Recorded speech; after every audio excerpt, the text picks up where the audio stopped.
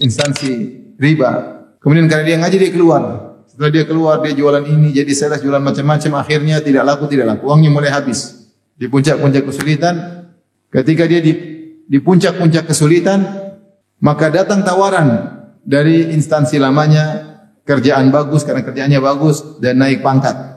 Kasih jelaskan saya, kalau enggak saya kembali lagi. Dia kena syubhat dan dia ingin kembali lagi. Karena ada masalah di balik itu. Kalau musik halal kan enak, senang, bisa cari duit, apalagi dia pemusik. Saya bilang haram. Dia jelaskan, dia bilang jazakallah khair. Maksudnya dia tergoyang untuk kembali lagi. Yang perlu diwaspadai kalau sudah berhijrah, bukan kita jadikan sana hijrah untuk merendahkan orang lain. Nah, apa itu enggak hijrah aja? Enggak begitu, enggak. Kita ini bersyukur sama Allah, Allah kasih kita hidayah. Teman-teman kita belum dapat hidayah. Tapi kita menasihati mereka karena kita sayang, bukan karena kita merendahkan, menghina, tidak. Terkadang bukan dia numpang tenang sama ustaz, ustaznya numpang tenang sama dia. Ngapain? Kasihan dia ditampilkan bicara. Tidak selalu begitu, kasihan hatinya. Saya kadang-kadang nasihat sebagian dai, kalau ada yang baru hijrah, ini orang jangan ditampil-tampilin, kasihan dia, hatinya enggak kuat.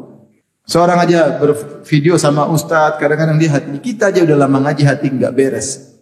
Kadang-kadang masih pingin terkenal, pingin dipuji. Lagi baru hijrah. Jibril Radio, 24 jam non-stop, dengerin kajian tanpa ribet. Dalam satu hadis ketika Amr bin As radhiyallahu taala anhu masuk Islam, maka dia datang kepada Nabi sallallahu alaihi wasallam. Kemudian dia mengatakan, "Ya Rasulullah, mudda yadaka fala ubayyika." Ya Rasulullah, ulurkan tanganmu, aku akan membayar engkau. Kita tahu Amr bin As sebelumnya adalah tokoh Quraisy yang sangat memusuhi Islam. Bahkan cita-citanya adalah ingin agar Rasulullah SAW binasa. Dan dia adalah juru bicaranya Abu Jahal, orang yang sangat cerdas dan sering ingin agar kaum muslimin terkena keburukan. Namun Allah beri hidayah kepadanya, maka dia ingin masuk Islam. Maka dia mengatakan, Rasulullah, bentangkan tanganmu, fala ubayyika, aku akan bayat engkau. Maka Rasulullah SAW membentangkan tangannya. Kemudian Amr bin As kemudian menarik tangan, tidak jadi bayat. Rasulullah berkata, malaka ya Amr, apa yang menghalangi engkau untuk membayat? Kata Amr, uridu an ashtarit, aku ingin punya syarat.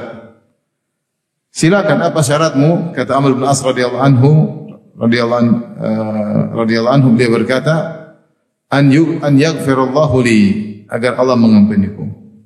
Maka Rasulullah SAW bersabda, amma ta'lam ya Amr, tidakkah engkau tahu hai Amr, anal islama yahdimu ma kana qablahu, sungguhnya Islam itu akan menggugurkan dosa-dosa sebelumnya. Wa anna taubata tajbu ma kana qablaha, dan taubat itu menghapuskan dosa-dosa sebelumnya. Wa annal hijrata tahdimu ma kana qablaha, dan hijrah akan menghapuskan dosa-dosa sebelumnya. Wa annal hajja yahdimu ma kana qablahu, dan haji menghapuskan dosa-dosa sebelumnya. Baru kemudian Amr bin As membaiat Nabi sallallahu alaihi wasallam. Di sini Rasulullah menjelaskan bahwa hijrah itu menggugurkan masa lalu yang hitam, masa lalu yang gelap yang sudah dilakukan oleh seseorang selama bertahun-tahun, maka akan sirna dengan hijrah yang benar, dengan taubat kepada Allah Subhanahu wa taala. Ya.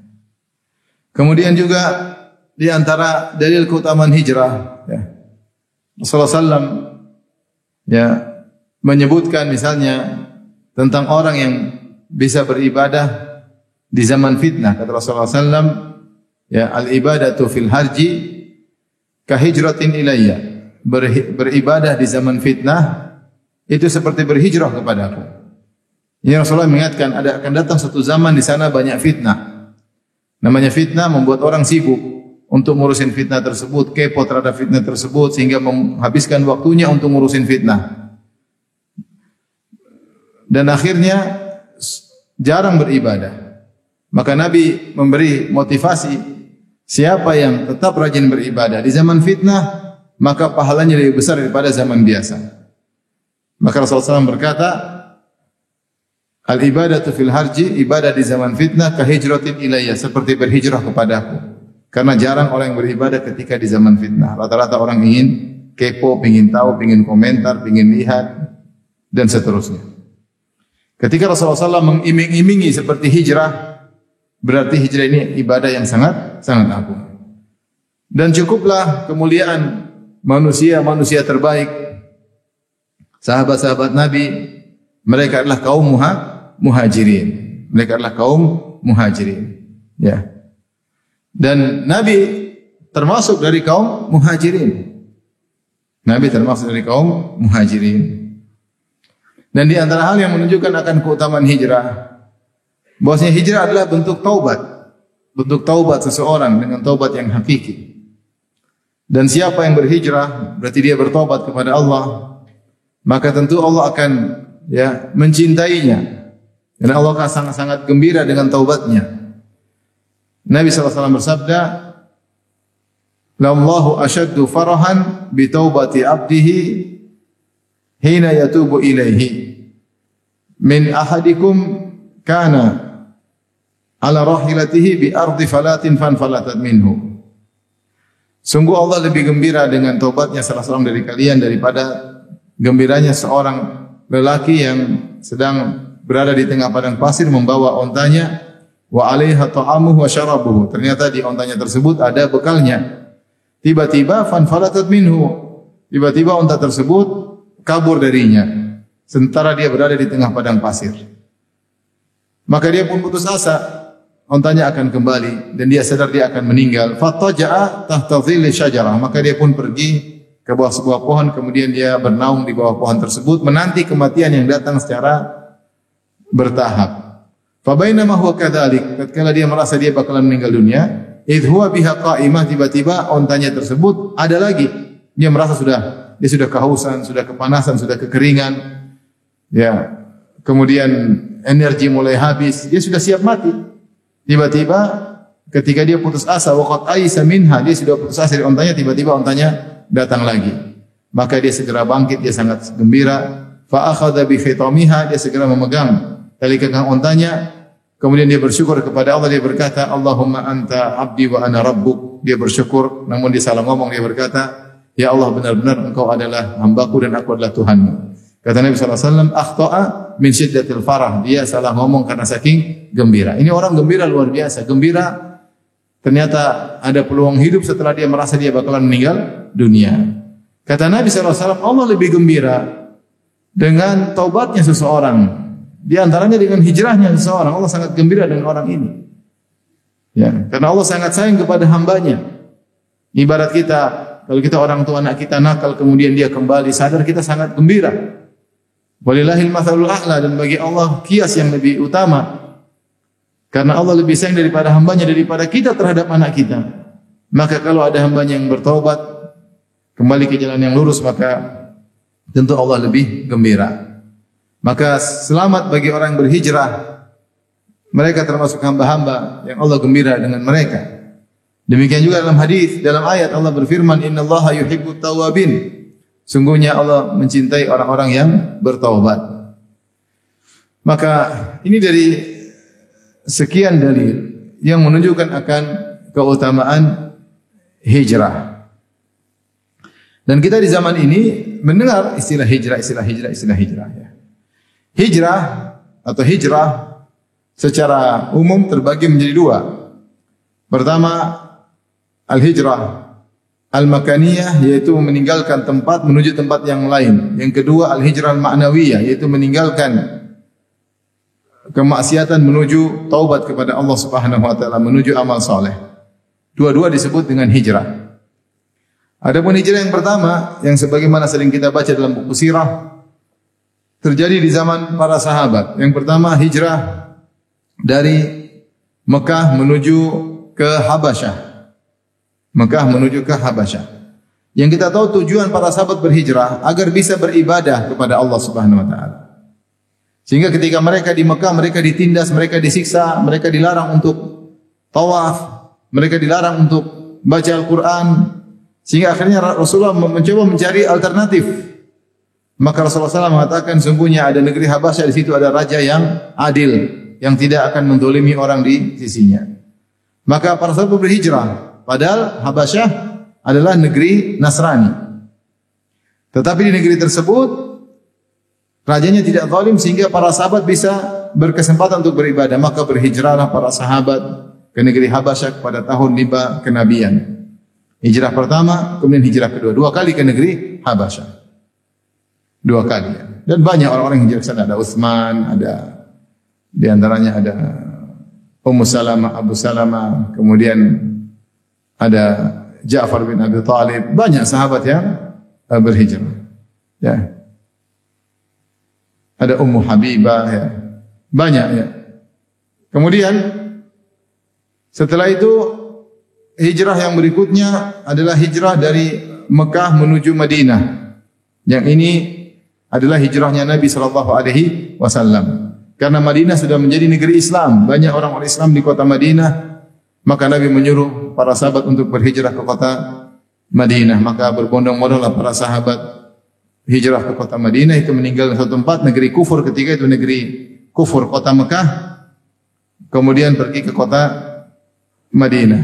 Kota Mekah negeri kufur karena ketika itu dikuasai oleh Abu Jahal. Kemudian di sekeliling Ka'bah ada 360 berhala. Maka kota Mekah pun kota negeri kufur, sehingga Nabi berhijrah ke negeri Islam, yaitu kota Madinah. Jadi hijrah tempat ada 2 model yang di zaman Nabi.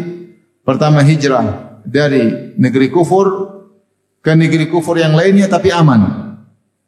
Dari kota Mekah dikuasai oleh orang-orang Quraisy penyembah berhala, menuju ke negeri Habasyah dikuasai oleh orang Nasara tetapi negerinya aman. Karena belum ada alternatif lain ketika itu. Kemudian datang alternatif berikutnya, yaitu Madinah, negeri Islam, dikuasai oleh kaum muslimin. Maka berhijrah ke negeri kaum muslimin. Intinya, hijrah ke negeri Habasyah atau negeri ke kota Madinah tujuannya agar bisa beribadah kepada Allah Subhanahu wa taala. Ini namanya hijrah tempat.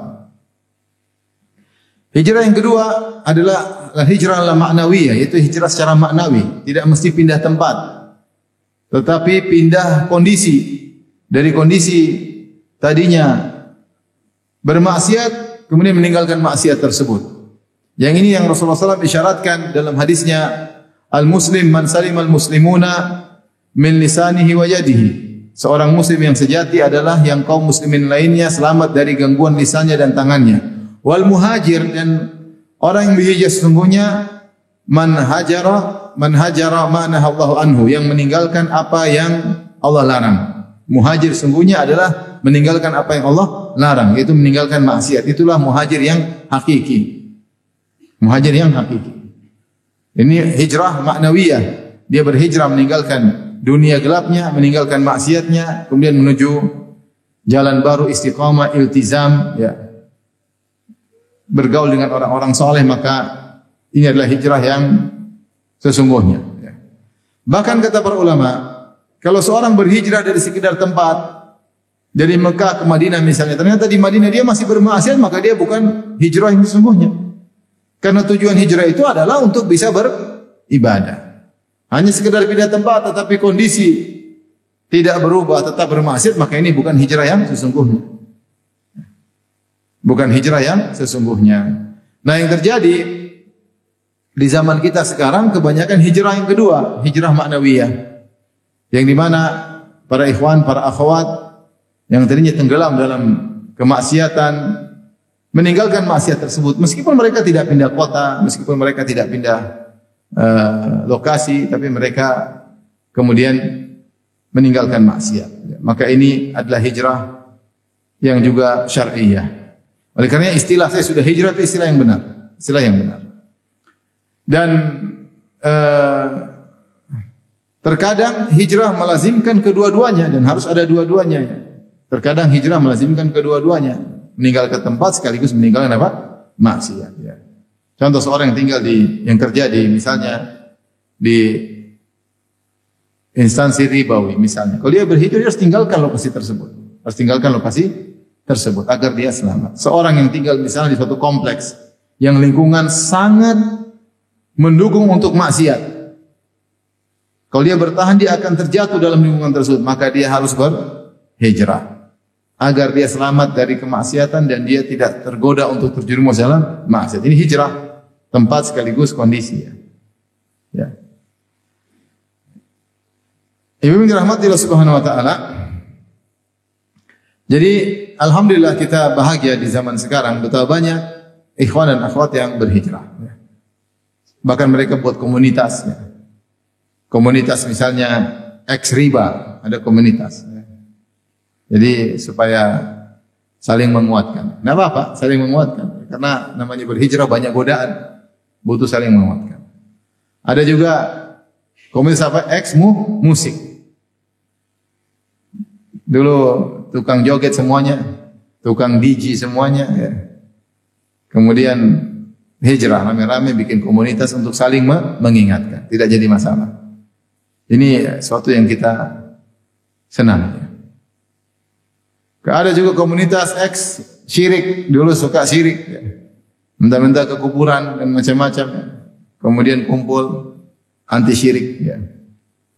Hijrah, ini hijrah, ya. Macam-macam. Ya. Hijrah.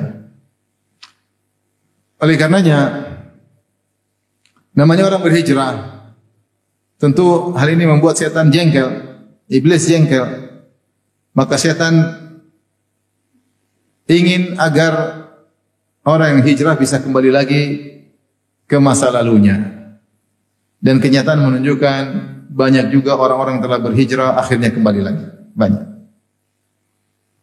Tadinya sudah istiqamah, sudah meninggalkan maksiat karena satu dan lain hal. Karena alasan faktor ekonomi dan yang lain halnya, akhirnya kembali lagi ke masa lalu dan terjadi.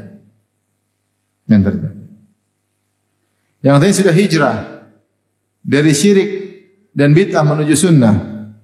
Karena satu dan lain hal, akhirnya kembali lagi kepada bid'ah tersebut. Dan ini juga terjadi. Kenapa? Karena syaitan tidak ridho jika ada orang yang bertobat. Syaitan tidak ridho. Dia senantiasa mengintai orang tersebut untuk bisa kembali lagi ke masa lalunya. Banyak cerita-cerita yang menyedihkan. Banyak. Di antara cerita yang menyedihkan, pernah seorang ibu-ibu telepon saya, dia kebetulan istri saya juga. Maka berbicara, dia cerita, Ustaz, saya sudah menikah kalau saya 15 tahun dengan seorang laki yang awal sudah istiqamah di atas sunnah. Kami dikaruniai 3 orang anak, sudah besar-besar. Ya. Subhanallah, dia mulai main di dunia maya. Akhirnya dia kembali ke masa lalunya, ternyata dia dulu pernah homo. Akhirnya dia homo lagi.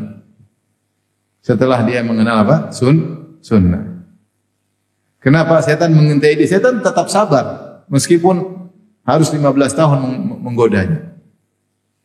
Tidak harus langsung tergoda. Kenapa? Karena dia mulai mengintai masa lalunya. Akhirnya setan mengingatkan tentang kelezatan-kelezatan masa lalu. Akhirnya dia mencoba lagi, akhirnya terjerumus dan dia terang-terangan, kita harus cerai, istriku saya sudah tidak seperti dulu. Selesai. Ini hal yang subhanallah sangat menyedihkan. Setelah 15 tahun dia istiqamah, normal. Maka kemungkinan untuk kembali lagi sangat besar. Karena setan menggoda. Ada kawan cerita sama saya. Dia punya kedudukan di salah satu instansi riba. Kemudian karena dia ngaji dia keluar. Setelah dia keluar dia jualan ini, jadi sales jualan macam-macam, akhirnya tidak laku. Uangnya mulai habis. Ketika dia di puncak-puncak kesulitan, ya, di puncak-puncak kesulitan, maka datang tawaran dari instansi lamanya, kerjaan bagus karena kerjaannya bagus dan naik pangkat. Subhanallah, lagi di puncak-puncak kesulitan. Maka dia bilang sama istrinya, "Gimana sayang? Ada tawaran. Apakah boleh kita ambil karena darurat?" Istrinya juga goyang. Dia bilang, "Coba tanya Ustaz. Siapa tahu boleh. Ini karena apa? Darurat." Berpikiran ini darurat, tanya Ustaz itu ada berunjukkan sudah goyang, sudah goyang. Akhirnya tanya kepada seorang Ustaz bilang, "Tahu, coba sebutkan tentang haramnya hadis-hadis tentang haramnya riba." Maka disebutkan di antara hadis tentang haramnya riba, siapa yang melakukan riba seperti berzina dengan ibunya sendiri. Maka kata Ustaz tersebut, "Coba ulang." Kata dia, "Siapa yang melakukan riba seperti berzina dengan ibunya sendiri." Kata Ustaz, "Kamu enggak paham di sini. Coba ulang." Siapa yang melakukan riba seperti berzina dengan ibunya sendiri. Kata dia, kau enggak paham, itu seperti kau zinai makmu sendiri, tahu enggak? Akhirnya dia kaget dan dia berhenti. Ya, artinya, mau saya, orang yang sudah hijrah bisa goyang lagi. Saya pernah ditelepon sama seorang, Ustaz, saya pemusik, saya sudah tinggalkan musik, Ustaz. Ini ada foto-foto yang bolehkan musik, Ustaz, saya ingin kembali, Ustaz. Boleh enggak? Ustaz kasih jelaskan kepada saya, kalau enggak saya kembali lagi, Ustaz. Dia kena syubhat dan dia ingin kembali lagi. Karena ada masalah di balik itu. Kalau musik halal kan enak, senang, bisa cari duit, apalagi dia pemusik. Saya bilang haram. Dia jelaskan, dia bilang jazakallah khair. Maksudnya dia tergoyang untuk kembali lagi. Karena setan senantiasa mengintai. Oleh karenanya seorang yang berhijrah, dia harus buktikan hijrahnya benar. Dan dia harus waspada. Jangan dia merasa saya berhijrah kemudian saya tidak diintai setan. Diintai oleh setan. Dan setan tidak sabar, tidak capek untuk menunggu meskipun 15 tahun. Dia menunggu. Kisah menyedihkan lagi. Ini kisah nyata. Ada seorang akhwat, sudah ngaji. Kemudian dia sudah sama suaminya hidup nyaman. Tahu-tahu dia main internet. Setelah punya anak, setelah menikah, sudah ketemu di internet pacar lamanya. Akhirnya ngobrol, akhirnya janjian ketemu, akhirnya berzina. Setan menggoda demi sedikit. Tidak mudah ya melupakan secara totalitas kelezatan maksiat, tidak mudah. Apa yang telah dilakukan oleh seorang di masa lampau terkadang masih bercokol di hatinya. Maka kalau dia tidak waspada, setan bisa mengoreng-oreng lagi. Akhirnya dia bisa kembali lagi. Ini banyak terjadi. Mas kisah itu banyak. Ya. Oleh karenanya, seorang sudah berhijrah, dia harus memperhatikan beberapa hal agar dijaga oleh Allah Subhanahu wa taala. Tapi yang pertama, seorang sudah berhijrah. Yang pertama, perhatikan, hendaknya dia bersyukur kepada Allah Subhanahu wa taala karena Allah telah berikan dia hidayah. Ini nikmat yang luar biasa. Ya. Allah tidak butuh dengan ibadah kita. Allah tidak butuh. Artinya kalau kita meninggal dalam kondisi maksiat tidak ada masalah bagi Allah. Kata Allah Subhanahu wa taala, "Ya ibadi, law anna awwalakum wa akhirakum wa insakum wa jinnakum kana ala atqa qalbi rajulin wahidin minkum ma zada fi mulki syai'a." Wahai hamba-hambaku, manusia dan jin, kalau kalian seluruhnya hatinya adalah hati orang paling bertakwa, taruhlah kalian semua hatinya seperti Nabi Muhammad, atau kalian seluruh hatinya seperti Jibril, tidak akan menambah kekuasaanku sedikit pun. Allah sudah mulia tanpa kalian, tanpa kita. Sebaliknya, ya ibadi law anna awwalakum wa insakum wa anna awwalakum wa akhirakum wa insakum wa jinnakum kanu ala afjari qalbi rajulin wahidin minkum ma naqasa min mulki syai'a. Wahai hamba-hambaku, kalian semua dari awal sampai akhir, jin dan manusia, seluruh manusia dari Nabi Adam sampai sekarang hatinya seperti Fir'aun, jin semuanya hati seperti iblis, tidak mengurangi kekuasaanku sama sekali. Allah tidak butuh dengan ibadah kita dan Allah tidak dirugikan dengan kemaksiatan kita. Seandainya kita maksiat sampai meninggal, apa yang rugi bagi Allah? Enggak ada. Masih banyak hamba-hamba Allah yang beribadah kepada Allah. Kau tidak dapat hidayah, enggak ada masalah. Kau mau riba, kau mau zina, kau musik-musikan sampai mati, enggak ada urusan bagi Allah. Masih banyak hamba-hambanya yang beribadah. Tetapi ketika kita dipilih untuk dapat hidayah, ini nikmat luar biasa. Harus kita syukuri.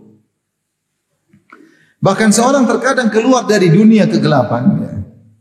Artinya tanpa ada sebab sama sekali, lingkungan tidak mendukung. Lingkungan tidak mendukung. Lingkungan tidak mendukung. Saya bicara tentang diri saya. Saya tumbuh dari keluarga yang tidak sholat sama sekali. Bapak saya tidak sholat, ibu saya tidak sholat, kakak saya tidak sholat, semua tidak yang sholat. Saya baru sholat benar-benar 5 waktu, 1 SMA kalau nggak salah. Artinya baru setelah saya dapat hidayah, baru kemudian yang ibu, kakak, adik baru belakangan.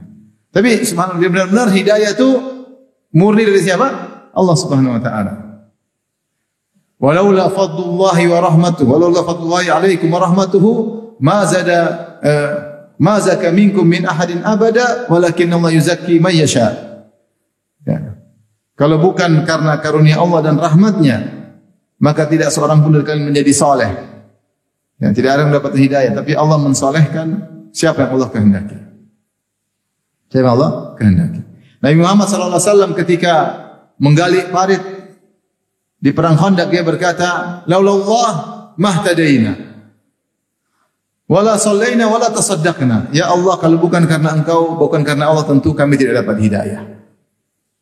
Dan kami tidak akan salat dan kami tidak akan bersedekah. Ini nikmat luar biasa ketika kita atau salah seorang dari kita dipilih untuk mendapat hidayah. Allah berfirman tentang 3 orang yang tidak ikut perang Tabuk. Kata Allah, "Wa ala thalathati alladziina khulifu hatta idza dhaqat 'alaihimul ardu bima rahubat wa dhaqat 'alaihim anfusuhum wa dhannu an la malja'a min Allah illa ilaihi thumma taba 'alaihim liyatubu."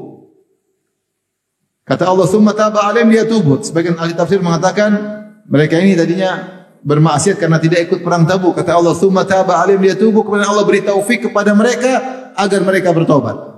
Allah beri taufik kepada mereka agar mereka bertaubat. Jadi kita bisa berhijrah meninggalkan dunia gelap ya. Karena dunia hitam, karena apa? Karena Allah yang kasih apa? Taufik. Allah kasih hidayah. Sehingga kita cenderung untuk ngaji, cenderung untuk mengenal sunnah. Jadi kita benar-benar bersyukur.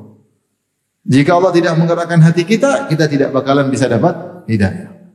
Jangankan kita, bahkan Nabi Muhammad SAW kata Allah, "Walaula an thabbatnaka laqad kita tarkanu ilaihim syai'an qalila." Kalau bukan kami kokohkan engkau wahai Muhammad, laqad kita tarkanu ilaihim syai'an qalila. Hampir engkau condong kepada mereka sedikit demi sedikit. Siapa yang buat Nabi Muhammad kokoh hatinya adalah Allah Subhanahu wa taala. Apalagi kita, ini yang pertama. Yang kedua, setelah kita bersyukur atas nikmat hidayah, kita menjadi hamba yang terpilih untuk berhijrah. Kita harus tahu bahwasanya hijrah itu ibadah dan ibadah harus ikhlas. Wa ma umiru illa liya'budullaha mukhlishina lahuddin. Tidaklah mereka diperintahkan kecuali untuk mengikhlaskan agama mereka. Fa'budillaha mukhlishan lahu dini. Fa'budillaha mukhlishan lahu din. Ya.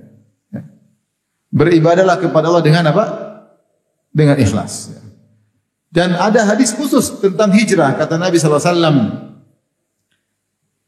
"Innamal a'malu binniyat wa innamal likulli imri'in ma nawa." Sungguhnya amalan tergantung niatnya dan pahala tergantung niat apa? Seseorang. Faman kanat hijratuhu ila Allah wa rasulih. Siapa yang hijrahnya kepada Allah dan Rasulnya, fa hijratuhu ila Allah wa rasulih, maka hijrahnya benar, dia akan dapat pahala dari Allah. Faman kanat hijratuhu lidunya yusibuha. Siapa yang hijrah karena hanya mencari dunia, aw imra'atin yankihuha, atau hanya sekedar untuk menikah dengan seorang wanita, fa hijratu ila ma hajara ilaihi, maka hijrahnya sesuai dengan niatnya, sesuai dengan niatnya. Di sini Rasulullah kasih contoh tentang amal soleh harus ikhlas. Yang Rasulullah contohkan adalah hijrah. Karena hijrah secara pandangan luar, secara zahir, amal soleh seorang berpergian dari Mekah menuju apa? Madinah. Ternyata orang-orang yang berpergian dari Mekah Madinah ternyata niatnya macam-macam. Tidak semuanya karena Allah. Ada di antara mereka ternyata duniawi doang. Ada di antara mereka ternyata untuk cari wanita. Maka tidak sama dengan orang yang berhijrah dari Mekah Madinah menuju Madinah karena Allah dan Rasulnya. Baik. Jadi harus ikhlas. Harus ikhlas.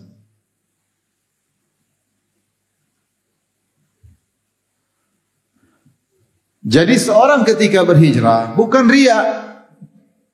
Ketahuilah riya itu menggugurkan amal soleh.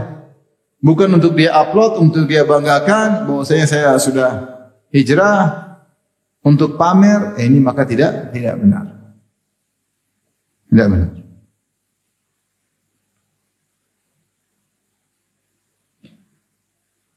Oleh karenanya ketika seorang berhijrah, dia perbaiki niatnya. Apakah saya berhijrah karena ikut-ikutan sama komunitas? Ini niat yang salah. Apakah saya berhijrah hanya karena enggak enak sama teman-teman, bukan karena Allah? Tentu niatnya salah. Apakah saya berhijrah karena duniawi? Hijrahlah biar dapat akhwat juga yang solehah, duniawi ya. Atau hijrah ya, karena supaya saya diterima kerja, saya berpenampilan Islami di atas sunnah supaya dapat kerjaan. Ini juga dunia. Seorang berhijrah karena Allah, karena ini diharamkan oleh Allah, diharamkan oleh Rasulullah, maka dia meninggalkan hal tersebut. Jadi hijrah harus ikhlas agar ada asarnya. Nanti kita sebutkan perkara yang harus diwaspadai nanti terakhir. Jadi saya cuma ingatkan, hijrah harus apa? Ikhlas. Kemudian ketika berhijrah,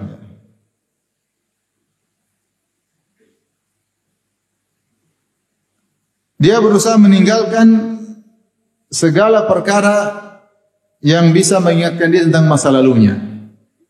Ini sangat penting agar hijrahnya sempurna.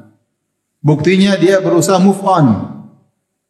Tidak coba-coba untuk terkait dengan masa lalunya, hati-hati. Makanya ketika Nabi menyebutkan kisah pembunuh 100 nyawa yang bertobat, maka dia disuruh hijrah. Tersebutlah ada seorang telah membunuh 99 nyawa. Maka terbetik dalam hatinya untuk bertobat, maka dia mencari orang yang paling berilmu untuk dia tanya, saya masih bisa terima tobatnya atau tidak. Ternyata dia ditunjukkan kepada seorang yang tidak berilmu. Maka dia bertanya, seorang ahli ibadah tapi tidak tahu tentang agama. Maka dia tanya, saya telah membunuh 99 nyawa, apakah Allah masih menerima tobatku? Maka orang ahli ibadah berkata, tidak mungkin. Bagaimana kau menerima tobat kau sudah membunuh 99 nyawa? Akhirnya lelaki ini emosi, dia bunuh orang ahli ibadah tadi. Fatwa ngawur, mati. Ini ahli ibadah ini fatwanya pakai perasaan, bukan pakai apa? Ilmu. Perasaan dia kalau sudah bunuh 99 orang, gimana mau bisa selamat? Dibunuhlah, ternyata dia masih diberi taufik lagi, pingin bertobat lagi, dia masih cari.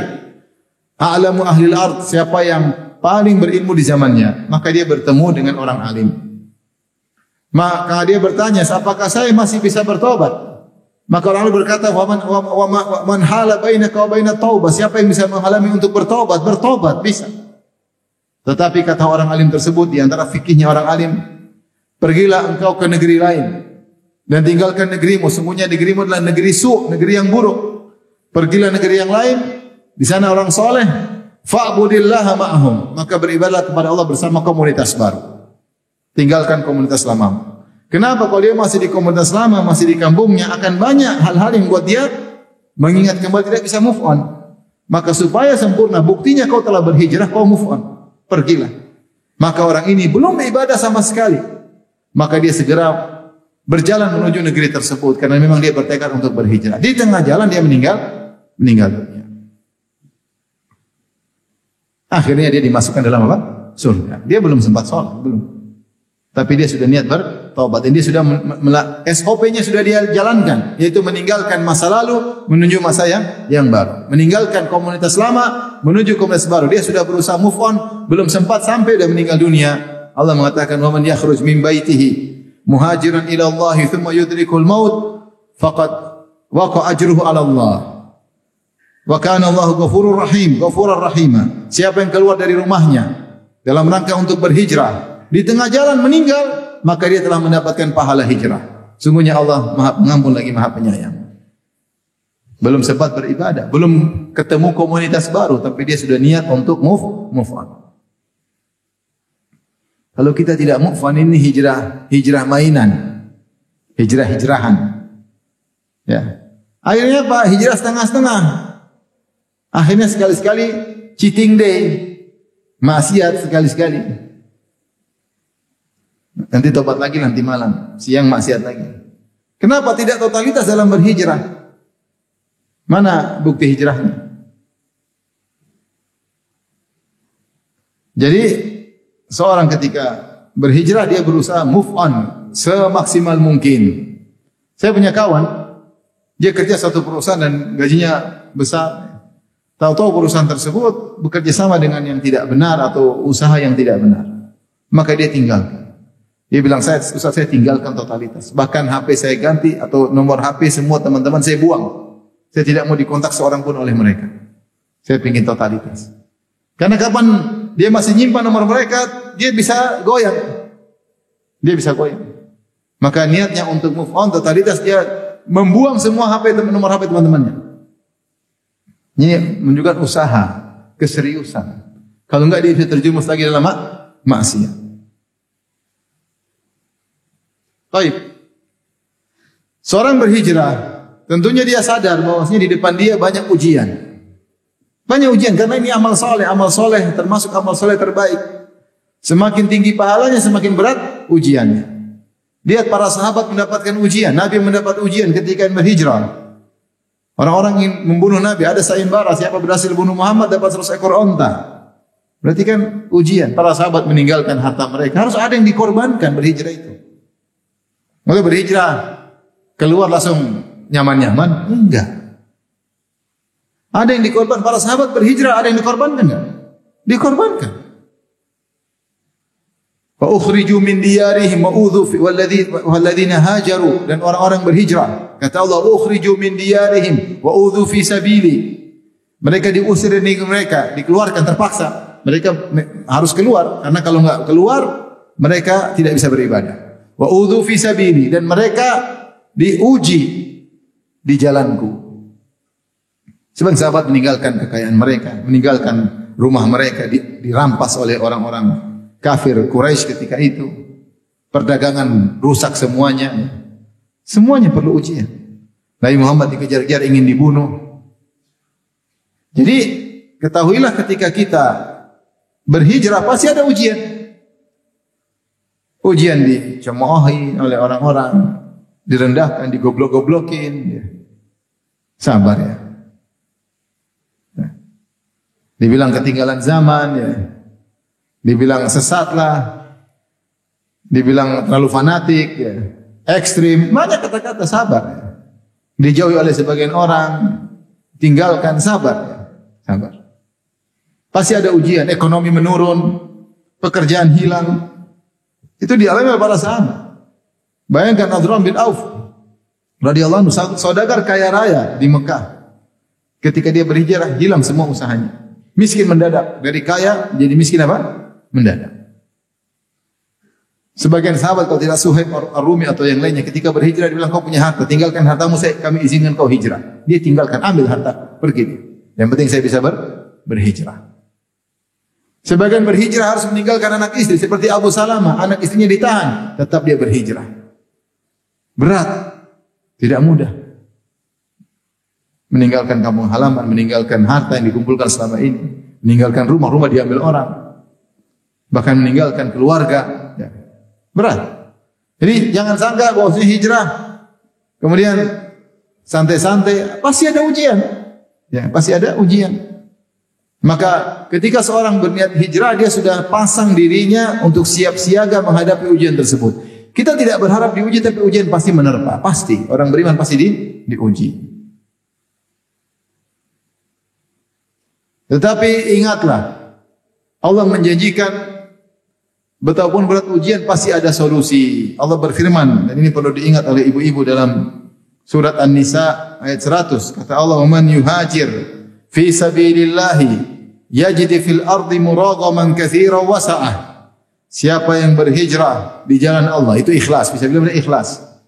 Baik berhijrah secara tempat, meninggal satu tempat menuju tempat yang lain, atau berhijrah secara maknawi, meninggalkan maksiat menuju cahaya terang benderang. Yajid fil ardi muragaman katsiran wa sa'ah, maka dia akan mendapati di atas muka bumi banyak tanah yang lapang dan banyak kelapangan. Yaitu ada jalan keluar. Dan Allah Ta'ala berfirman, "May yattaqillaha yaj'al lahu makhraja." Siapa yang bertakwa kepada Allah, berikan dia jalan keluar. Sebenarnya menafsirkan seperti seakan-akan kau di dalam tempat yang gelap, kau berusaha mencari jalan keluar, tiba-tiba Allah buka. Kenapa? Karena kau bertakwa. Ada ujian tapi pasti ada solusi. Tidak mungkin tidak ada solusi. Tinggal kita bertakwa, dekat kepada Allah, husnudzan kepada Allah, yakin pasti ada jalan keluar. Yakin dengan sabda Nabi sallallahu alaihi wasallam yang maknanya, "Man taraka syai'an lillah awadallahu khairan minhu." Siapa yang meninggalkan sesuatu karena Allah, maka Allah akan ganti dengan yang lebih baik, pasti. Allah ganti lebih baik, bisa berupa harta, bisa berupa teman, bisa berupa kebahagiaan, bisa berupa yang tidak mesti kebaikan tersebut berupa harta. Tapi Allah pasti ganti dengan yang lebih baik. Dengan syarat, man taraka syai'an lillah. Meninggalkan karena Allah.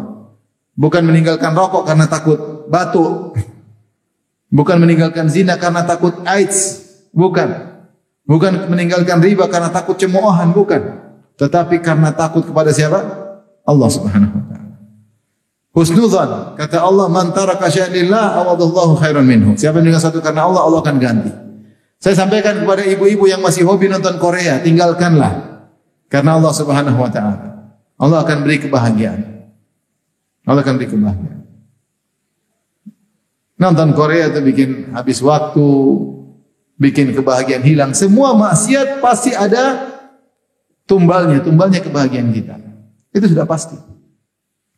Semua maksiat dampak yang pertama bukan mengenai fisik kita, bukan mengenai ekonomi kita, mengenai hati kita yang pertama. Rasulullah SAW bersabda, "Innal abda idza adnaba dzamban nuqitat fi qalbi nuqtatun sauda." Sungguhnya seorang hamba jika bermaksiat akan ada titik hitam di hatinya. Titik hitam, sehingga dia malas beribadah, malas nuntut ilmu, malas baca Quran. Tapi kalau nonton Korea semangat luar biasa. Sampai sabar. Seri 1, seri 2, seri 3. Biasanya ibu-ibu film Korea berapa seri? Jangan pura-pura enggak tahu berapa biasanya. Kasihan. Menghilangkan kebahagiaan. Tadinya lihat suami ganteng, sekarang jadi enggak ganteng. Ternyata suamiku hitam. Hitam tapi manis seperti kecap. Bukankah kecap manis dan hitam? Yang lihat putih-putih mulu. Jadi berusaha berhijrah, move on. Harus move on. Oleh karenanya kalau seorang meninggalkan suatu karena Allah, Allah pasti ganti dengan sesuatu yang lebih bahagia. Kehidupan rumah tangga pasti lebih bahagia. Demi Allah pasti lebih bahagia kalau masing-masing bertakwa kepada Allah. Kebiasaan yang dia lakukan tinggalkan karena Allah, Allah kasih kebahagiaan. Semakin dia bermaksiat, semakin rumit ke rumah tangganya, semakin ruwet, semakin tersiksa. Semakin tidak cinta sama pasangannya, semakin menderita. Gimana hidup rumah tangga tidak cinta sama pasangan? Kenapa? Karena maksiat yang dia lakukan. Kebahagiaan dicabut. Siapa meninggal sesuatu ini janji Nabi, pasti Allah ganti dengan yang lebih baik. Waman yuhajir fi sabilillah yajid fil ardi muraghaman katsiran wa sa'a. Siapa yang berhijrah, dia akan mendapatkan jalan keluar dan jalan lapangan.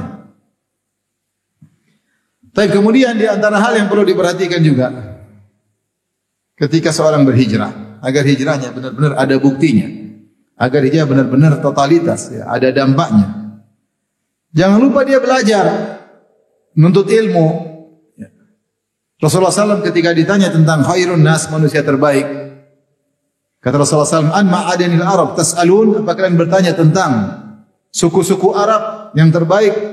Kata para sahabat, ya Rasulullah. Kata Rasulullah SAW, khairukum fil jahiliyah, khairukum fil islami idha faquhu. Kata Nabi SAW, orang-orang Arab yang terbaik di zaman jahiliyah, masih dalam dunia gelap maksiat, itu akan juga menjadi terbaik ketika mereka masuk Islam dengan syarat idha faquhu, kalau faham agama. Kalau faham agama. Maka seorang ketika berhijrah berusaha yatafaqqah, berusaha untuk belajar. Bukan cuma hijrah kemudian hijrah tapi jalan-jalan sana, jalan-jalan sini. Itu hijrahnya enggak bakalan bertahan lama. Hanya sekedar terbawa dengan suasana. Ya. Kemudian lama-lama luntur, lama-lama kembali lagi. Nah, agar seorang bisa bertahan dalam hijrahnya, dia menapaki agama ini dengan sedikit demi sedikit. Itu dengan caranya dengan apa? Belajar. Ibu kalau hijrah udah belajar tahsin, belajar akidah. Bukan komunitas ngumpul sana, ngumpul sini, ngumpul sana, ngumpul sini, enggak belajar. Kalau enggak belajar lama-lama kita runtuh, lama-lama kita jatuh. Maka Rasulullah berkata, khiyarukum fil jahiliyah, khiyarukum fil islami idza faquhu. Yang terbaik di zaman jahiliyah, dia juga terbaik dalam Islam jika dia faqih, yaitu jika dia belajar. Maka subhanallah kita bahagia mendapati ibu-ibu para penuntut ilmu. Sebagian ibu-ibu berusaha bahkan belajar bahasa Arab. Setelah belajar bahasa Arab bilang, Ustaz saya nyerah, saya enggak paham-paham. Yang penting sudah belajar berusaha. Maklum, ya. Kalau sudah 40, 50 ke atas, sudah Pentium 1 itu udah enggak kuat lagi. Generasi bukan milenial, generasi aluminium sudah susah. Tapi masih bisa belajar yang lain, tidak harus ngerti bahasa Arab. Yang penting semangat belajar sedikit demi sedikit, belajar fikih, belajar belajar ini, bisa. Yang penting apa? Semangat. Maka kalau ingin hijrah benar, buktinya nuntut ilmu. Kemudian agar hijrahnya benar-benar terjaga. Jangan langsung totalitas semangat luar biasa. Karena terlalu berlebih-lebihan akhirnya bisa jatuh. Pelan-pelan. Kata Nabi SAW, alaikum minal amali ma tutiqun. Hendaknya kalian melakukan amal yang kalian mampu, pelan-pelan, sedikit demi sedikit. Ya. Jangan baru berhijrah, akhirnya ikut pengajian sehari 5 kali. Tidak perlu. Kasihan suami. Enggak ada yang ngurusin. Ini hijrah kok jadi sesat begini. Pelan-pelan, ngaji pelan-pelan, pelan-pelan, diamalkan pelan-pelan. Salat malam jangan langsung 24 jam, setengah jam, pelan-pelan. Yang kita mampu sedikit demi sedikit. Nah. Baik.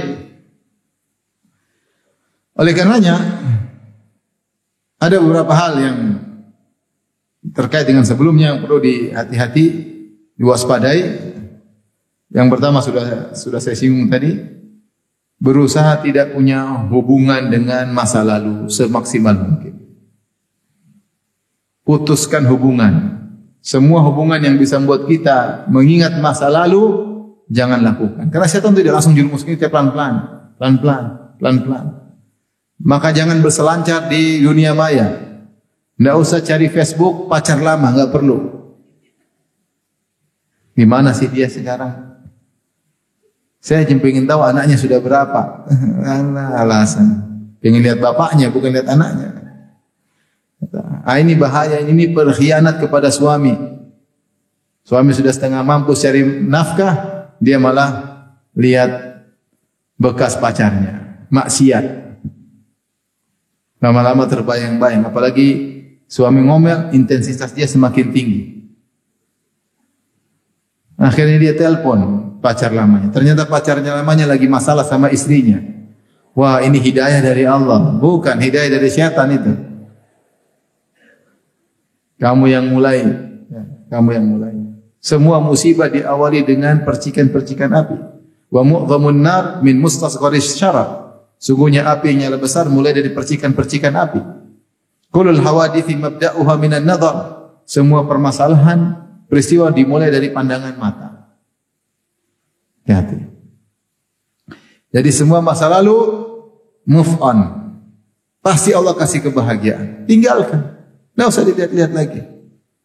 Terlebih lagi jika masalah tersebut benar-benar bisa mengembalikan kita kepada masa suram kita, masa lalu kita. Saya pernah ditanya sama ini, saya pas ke Melbourne, ada seorang, ini pas Ramadan, dia tanya, Ustaz, saya mau tanya Ustaz, gimana? Saya diundang buka puasa sama kawan-kawan. Dulu kawan-kawan saya tukang mabok Ustaz sama saya. Terus mereka undang saya buka puasa. Saya hadir enggak Ustaz ya? Dulu saya pernah hadir Ustaz. Setelah kita buka puasa kita mabok lagi. Wah. Bayangkan dia habis buka puasa mabok lagi. Saya bilang janganlah kau udah tahu bisa kembali lagi, jangan hadirlah. Jangan apa? Hadir. Kalau ketemu kawan kita bisa teringat masa lalu, kelezatan-kelezatan maksiat, jangan temui dia lagi. Saya tinggalkan dia karena Allah. Saya blokir kontaknya karena Allah Subhanahu wa taala. Jangan coba-coba, kita ini lemah. Ketika hati kita diusik atau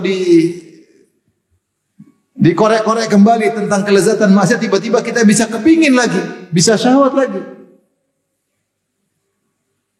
Sangat bisa. Saya waktu ke saudara di Melbourne, saya tidur di rumahnya. Tahu-tahu anak dia punya gitar. Gitarnya di kamar. Wah, saya dulu suka main gitar, goyang juga ini gitar. Ya, jadi hal yang bisa membuat kita ini, apalagi lagi sendirian, nggak ada orang, kadang-kadang setan membising kita coba-coba, akhirnya ujungnya hancur. Ingat nikmat Allah. Allah sudah berikan kita hidayah, kita nikmat. Jangan coba-coba untuk kembali lagi. Khawatir Allah tidak beri taufik untuk kedua kali. Khawatir.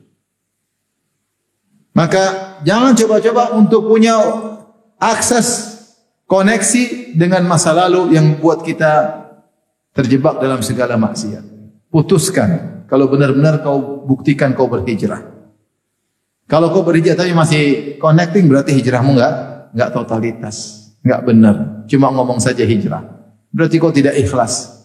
Kalau kau ikhlas harusnya kau tunjukkan kepada Allah bahwasanya saya sudah move on.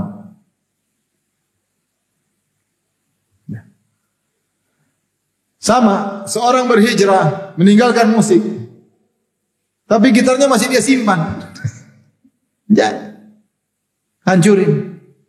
Kalau benar-benar kau menunjukkan kau hijrah, semua yang terkait masalah hijrah. Jangankan ini, saya sebutkan dalil yang menakjubkan. Para sahabat berhijrah dari mana ke mana? Mekah ke Madinah. Kemudian pada tahun 8 Hijriah, Mekah dikuasai oleh kaum muslimin dengan peristiwa Fatu Makkah 8 Hijriah. Setelah peristiwa Fatu Makkah, Rasulullah bersabda, la hijrata ba'dal fathi. Tidak ada lagi hijrah setelah Fatu Makkah. Jadi enggak ada lagi orang hijrah dari Mekah ke Madinah karena Mekah sudah jadi negeri Islam. Ketika disyariatkan hijrah dari Mekah ke Madinah, kenapa? Karena Mekah negeri kafir. Sehingga berhijrah dari negeri kafir menuju negeri apa? Islam. Ketika Mekah dikuasai kaum muslimin, Mekah jadi negeri apa? Islam atau kafir? Islam. Kalau negeri Islam ya enggak ada hijrah negeri Islam enggak ada. Kata Nabi, la hijrata ba'dal fath. Itu tahun 8 Hijriah. Perhatikan. 2 tahun kemudian pada tahun 10 Hijriah, Nabi dan para sahabat haji, namanya haji wada. Haji wada. Selesai haji, Nabi ingin semuanya pulang. Jangan ada yang tinggal di Mekah karena ini kita pernah hijrah meninggalkan Mekah menuju Madinah. Nabi tidak ingin sahabat yang muhajirin tinggal di Mekah. Nabi enggak mau. Agar menunjukkan bahwasanya mereka hijrah benar. Mereka tidak kembali tinggal di negeri yang pernah mereka tinggalkan karena Allah. Padahal Mekah sudah jadi kota Islam. Sampai ketika Sa'ad bin Abi Waqqas sakit di Mekah, dia sedih, dia khawatir. Dalam riwayat dia mengatakan, ya, inni khasyitu, ya, saya khawatir saya tinggal di negeri yang saya telah berhijrah darinya. Padahal di Mekah, yang sholat di situ 100.000 kali lipat. Tapi sahabat tidak mau. Kenapa tidak mau? Karena mereka pernah meninggalkan kota Mekah karena apa? Karena Allah. Maka Rasulullah SAW bersabda, Allahumma amdi li sahabati hijratahum. Ya Allah, ya, teruskan atau sempurnakan hijrah para sahabat. Itu jangan biarkan mereka meninggal di Mekah. Makanya ketika Sa'ad bin Waqqas sakit, dia khawatir enggak bisa balik ke Madinah, dia sedih. Dia khawatir kembali ke negeri yang dia pernah meninggalkannya. Ini padahal kota Mekah sudah jadi negeri Islam. Itu pun dia tidak. Menunjukkan apa? Totalitas. Saya pernah meninggalkan kota Mekah karena Allah tidak mau tinggal situ lagi. Oleh karenanya kalau kita menunjukkan kita hijrah yang benar, segala yang pernah kita tinggalkan karena Allah totalitas. Jangan sudah hijrah, organ masih di rumah. Terus maksudnya apa? Kalau kau tinggalkan musik karena Allah, itu organ buang. Kalau bisa dimanfaatkan jadi kayu bakar, jadi kayu bakar. Kalau benar-benar kau totalitas, tunjukkan sama Allah, ini hijrah totalitas. Ini hijrah tapi organ masih simpan. Kemudian lagu disco masih simpan. Alat DJ masih disimpan. Ini apa-apaan? Sehingga akhirnya hijrah tidak totalitas. Taib. Yang kedua, yang perlu diwaspadai kalau sudah berhijrah, bukan kita jadikan sana hijrah untuk merendahkan orang lain. Nah, apa itu enggak hijrah? Enggak begitu, enggak. Kita ini bersyukur sama Allah, Allah kasih kita hidayah. Teman-teman kita belum dapat hidayah. Tapi kita menasihati mereka karena kita sayang, bukan karena kita merendahkan, menghina, tidak. Kita bersyukur kita dapat apa? Hidayah. Tidak gampang meninggalkan musik, tidak gampang meninggalkan riba, tidak gampang meninggalkan kemaksiatan. Emang gampang meninggalkan film Korea? Susah ibu-ibu. Ini repot film Korea ini. Repot. Tapi ada kawan saya bilang, Ustaz, saya mau ceraikan istri. Kenapa? Suka nonton film Korea. Janganlah, nasihati. Oleh karenanya, jangan kita hijrah untuk sombong, untuk angku, untuk bangga-banggaan. Ya. Tapi kita bersyukur dan bertobat kepada Allah Subhanahu wa taala. Ini sudah berhijrah masih bangga masa lalu. Wah, saya dulu jagoan, bangga. Sampai sebagian orang saya lihat sudah berhijrah, tatonya dipamerkan. Buat apa pamer tato? Kok pamer maksiat? Kecuali tatonya enggak bisa disembunyikan, mungkin di sini ya susah. Ini tatonya di sini, dia pakai baju tinggi begini. Maksudnya apa? Untuk menunjukkan kau dulu bajingan. Terus maksud apa? Memang tidak totalitas berhijrah. Segala pernak-pernik yang terkait masalah kalau bisa hilangkan, kita hilangkan secara total. Bukan malah menampakkan saya pakai baju segini malah ngeliatin tato singa. Padahal kalau naik sedikit tato bunga mawar rupanya. Buat apa seperti itu? Buat apa? Lagi pula yang suka tato-tato zaman Nabi itu perempuan.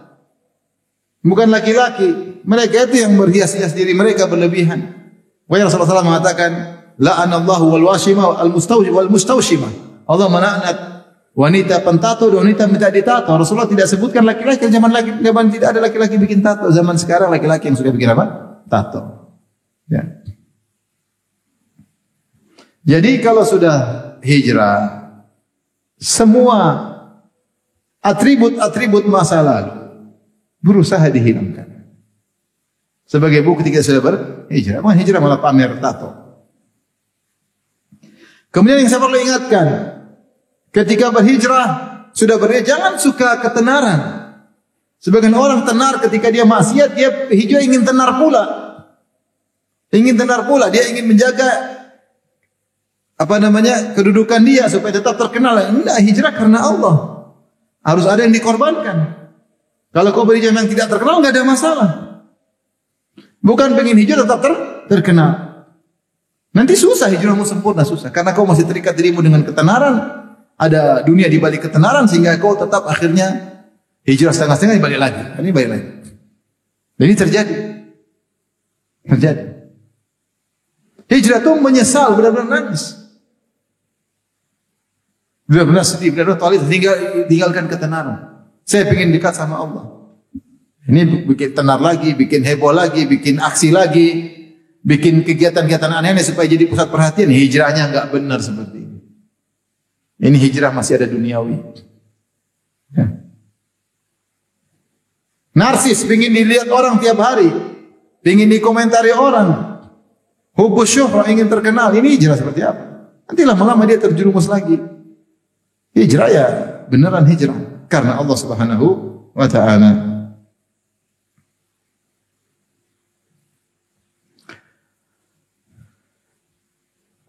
Makanya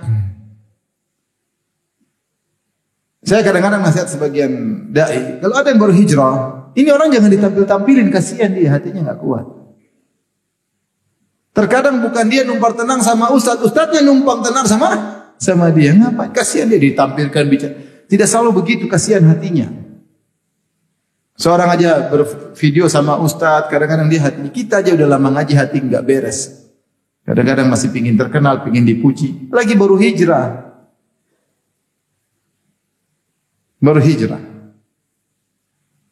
Sebagian orang juga pingin hijrah, tapi dia pingin kenikmatan dunia itu tetap terjaga. Pingin enjoy tapi sunnah. Ya. Akhirnya udah hijrah, akhirnya jalan-jalan melulu. Ini ya hijrah gimana seperti ini? Pingin tetap hidup mewah, pingin tetap, artinya, nah inilah fungsi seorang dai, membuat dia, menggiring dia sedikit demi sedikit. Arahkan kepada akhirat, bukan duniawi. Bukan duniawi dipertahankan. Ustadznya malah kebawa ke duniawi. Jangan. Hijrah totalitas, agar hijrahnya benar.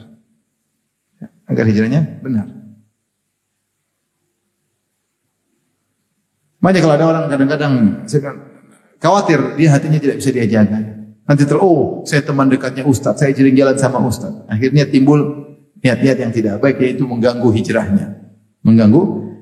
Seorang berusaha hijrah secara totalitas. Yang terakhir, ibu rahmati Allah Subhanahu wa taala, waspada, ya, tinggalkan maksiat besar maupun yang kecil. Jangan pernah meremehkan maksiat yang kecil. Karena sudah kita singgung tadi, api dimulai dengan percikan-percikan yang kecil. Kata Nabi SAW, iyyakum wa muhaqqaratiz dzunub fa innahunna idza ijtama'na 'inda ar-rajuli ahlaknahu. Atau kama qala Nabi SAW, waspadalah dari dosa-dosa yang diremehkan. Karena dosa-dosa tersebut kalau sudah berkumpul akan membinasakan pelaku dosa tersebut. Ibarat kayu-kayu kecil, kalau dikumpul jadi banyak, nyalain jadi api yang besar. Kalau api rantingnya cuma api kecil, tapi ketika rantingnya banyak, menjadi api yang besar. Ini yang saya sampaikan pada kesempatan kali ini. Ketahuilah bahwasanya hijrah adalah ibadah yang mulia. Masing-masing kita alhamdulillah telah berhijrah, ya. maka kita jaga hijrah kita. Yang paling penting adalah istiqamah sampai di akhir hayat. Kalau kita terjerumus, segera bertobat kepada Allah Subhanahu wa taala. Tidak ada yang luput dari namanya dosa. Kullu bani Adam khata'. Setiap anak Adam pasti melakukan dosa. Wa khairul khata'ina tawwabun. Dan sebaik-baik orang yang berdosa yang bertobat kepada Allah Subhanahu wa taala. Ibu-ibu, hijrah yang benar untuk ilmu. Jangan hijrah tapi masih aja nonton Korea. Pikirannya branded melulu ya. Beli inilah, ini branded lah, tas branded lah. Suami setengah mampu cari duit ya.